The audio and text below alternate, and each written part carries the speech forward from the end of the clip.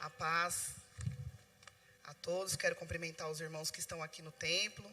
Quero cumprimentar os irmãos que estão na internet. Fiquem conosco até o final do culto. Podem se assentar. É sempre um privilégio, uma responsabilidade a gente estar aqui falando da palavra de Deus, porque é uma responsabilidade muito grande quando a gente fala de Deus, né? E principalmente quando a gente fala para outras pessoas, né? A gente precisa saber a nossa responsabilidade, né? Como evangelistas, né? Todos nós evangelizamos. E para começar a palavra dessa noite, eu gostaria de falar com vocês e perguntar para vocês: a nossa vida, o mundo, ele gira em torno de perguntas ou respostas? O que gira o mundo? Então eu vou te dizer: o mundo gira em torno de perguntas. Nós sempre nos perguntamos: mas de onde veio Deus? É profeta?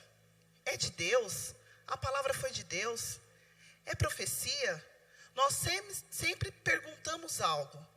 E qual a diferença disso? A resposta. Porque a resposta das nossas perguntas nos direcionam. Se nós não procurarmos as respostas no lugar certo, nós teremos direções diferentes. E é onde está o perigo. Então nós vemos muitas pessoas que procuram e criam teorias em cima até da palavra de Deus, atrás de respostas.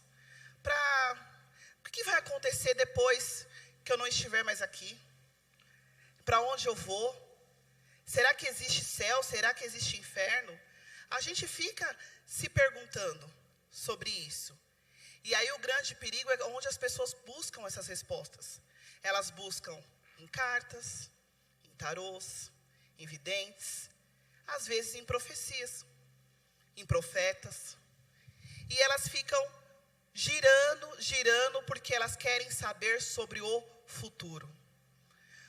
Qual é o grande mal do século? As pessoas estão doentes porque elas querem ter controle do futuro. Elas querem saber sobre o futuro. E elas acham que se elas tiverem uma resposta do que será o futuro, elas não vão ter problemas. Isso gera depressão. Muitas vezes a gente ficamos depressivos porque nós queremos que o nosso passado, viver como vivemos no passado. Nós ficamos ansiosos porque queremos saber o que vai acontecer amanhã, depois. E o nosso presente se torna um estresse, porque a gente não fica nem no passado e nem no futuro.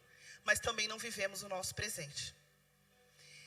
E baseado em tudo isso que eu falei, eu vou pedir para os irmãos abrirem o livro de Gênesis, capítulo 22. Nós vamos ler primeiro do 1 ao 14.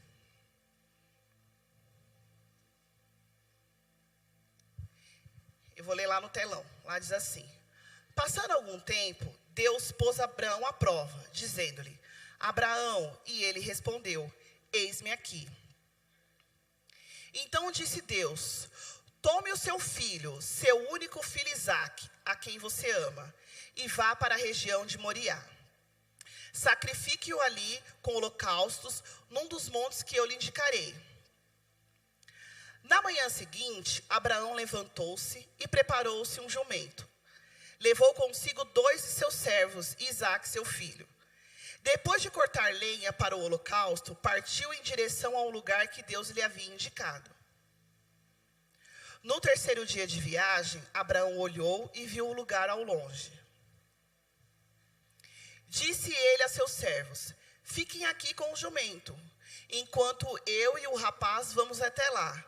Depois adoramos e voltaremos. Abraão pegou a lenha para o holocausto e o colocou nos ombros, e seu filho Isaque, e ele mesmo levou as brasas para o fogo e a faca, e caminhando os dois juntos. Isaque disse a seu pai, Abraão: meu pai. Sim, meu filho, respondeu Abraão. Isaque perguntou: as brasas e a lenha estão aqui, mas aonde está o cordeiro para o holocausto? Respondeu Abraão: Deus mesmo há de prover o cordeiro para o holocausto, meu filho. E os dois continuaram a caminhar juntos. Quando chegaram ao lugar que Deus lhe havia indicado, Abraão construiu um altar e sobre ele arrumou a lenha. Amarrou seu filho Isaque e o colocou sobre o altar em cima da lenha. Então, estendeu a mão e pegou a faca para sacrificar seu filho. Mas o anjo do Senhor o chamou do céu. Abraão, Abraão. Eis-me aqui, respondeu ele. Não toque no rapaz, disse o anjo. Não lhe faça nada. Agora sei que você teme a Deus, porque não me negou seu filho, e o seu único filho. Abraão ergueu os olhos e viu um cordeiro preso pelos chifres num arbusto. Foi lá, pegou, sacrificou-me com o holocausto em lugar de seu filho.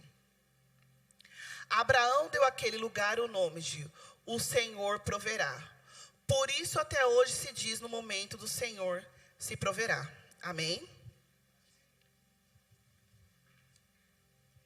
Essa passagem, sempre que a gente ouve essa passagem da Bíblia, sempre se fala sobre a obediência de Abraão, né? E Abraão, realmente, ele foi muito obediente ao fazer aquilo que o Senhor pediu.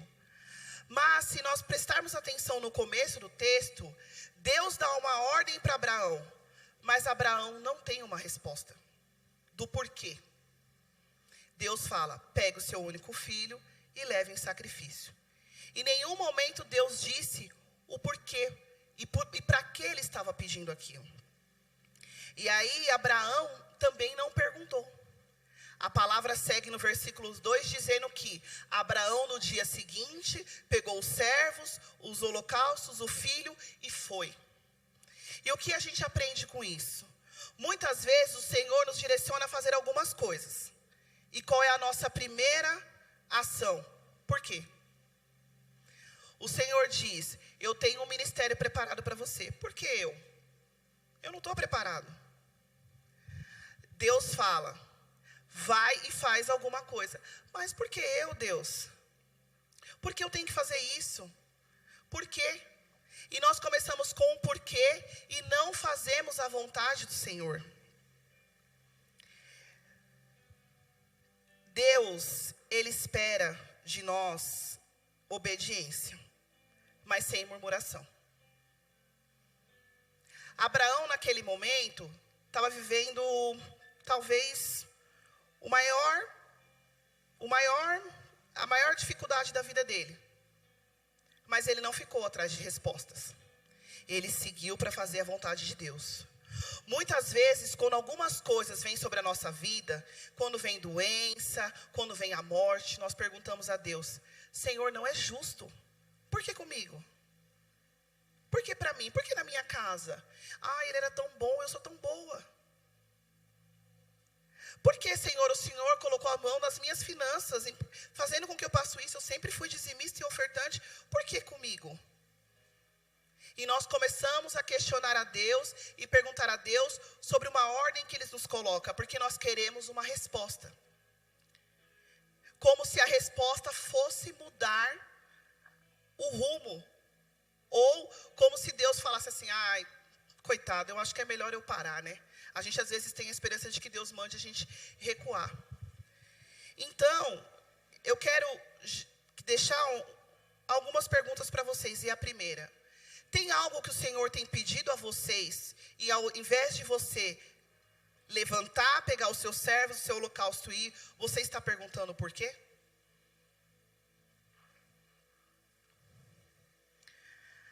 A segunda parte desse texto que me chamou a atenção foi no versículo 7 de 22. Põe para mim ler, por favor.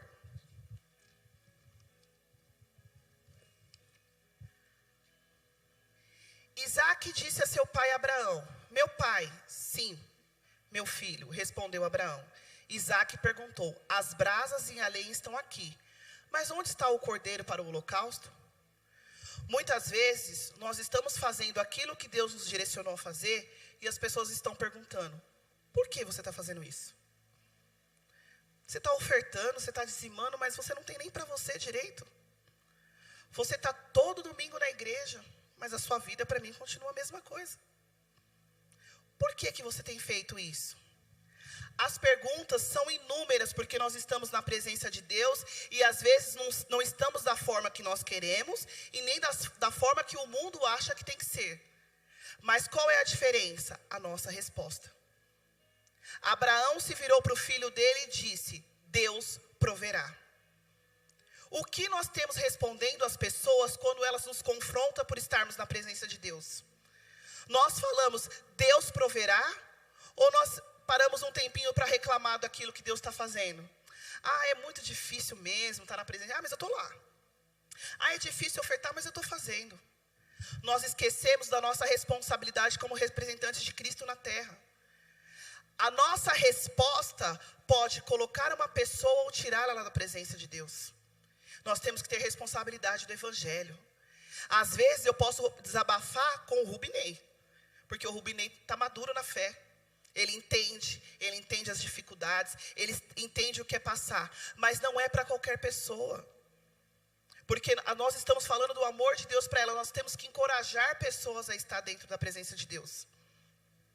Nós precisamos saber, ter maturidade de saber o que nós podemos e não podemos falar e a hora que nós podemos falar. Porque senão nós podemos matar a fé de uma pessoa. Abraão, quando ele chega naquele local, a palavra diz que ele edificou um altar. E qual o significado de edificar? Está escrito: construir um local sagrado para adoração e comunhão com Deus. No momento que o Senhor pede para Abraão que sacrifique o filho dele, ele chega no local e edifica um altar. O que nós fazemos quando nós estamos em sofrimento? Nós edificamos um altar para o Senhor?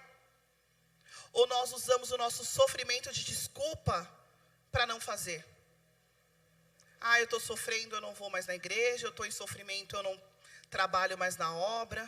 E nós vamos usando o nosso sofrimento como desculpa para não fazer e nem adorar e nem estar na presença de Deus. Abraão estava a ponto de perder um filho, o seu único filho. Abraão poderia ter falado: Senhor, o Senhor demorou 100 anos para me dar a promessa e agora quer ela de volta? Mas Abraão, ele fez o quê?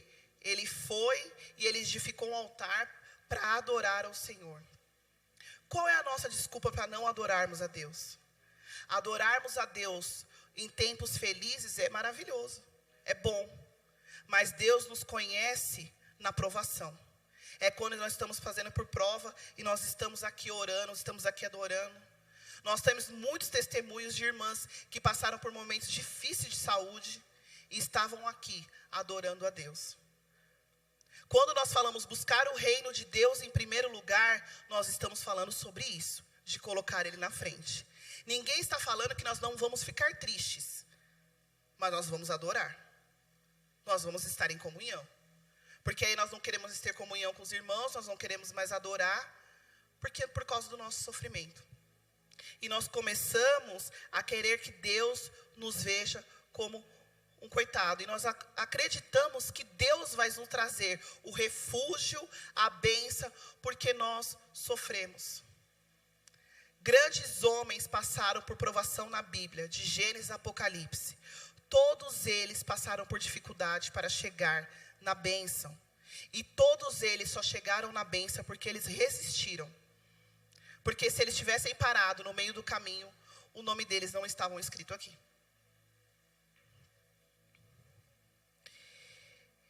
E falando sobre tudo isso, qual foi a resposta de Deus para Abraão? Depois de tudo aquilo. Abraão, ele foi obediente. Abraão, ele foi persistente. Abraão, ele edificou um altar. Ele não recuou.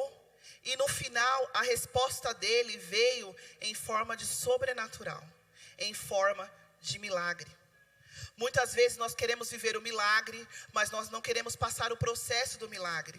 O processo do milagre vem frustração, vem choro, vem dificuldade, vem dúvida. Mas se nós queremos viver o milagre, o sobrenatural, nós precisamos passar pelo processo. Abraão, Deus falou com Abraão, ele mandou um anjo para que mostrasse a ele que ele não precisava sacrificar o filho dele, porque Deus já conhecia quem era Abraão. Naquele momento, Deus sabia quem era Abraão de verdade. Será que Deus sabe quem somos nós de verdade? Porque aqui na frente de todos eu posso dizer que eu faço um monte de coisa para Deus. Mas quando tiver eu e Deus no meu íntimo, será que eu sou de verdade? Será que Deus pode mandar um anjo e dizer, você está aprovado? O seu milagre, o sobrenatural vai descer? Porque eu conheço você, eu sei quem é você no seu íntimo. Letícia, põe para mim Gênesis 22, do 15 ao 18, por favor.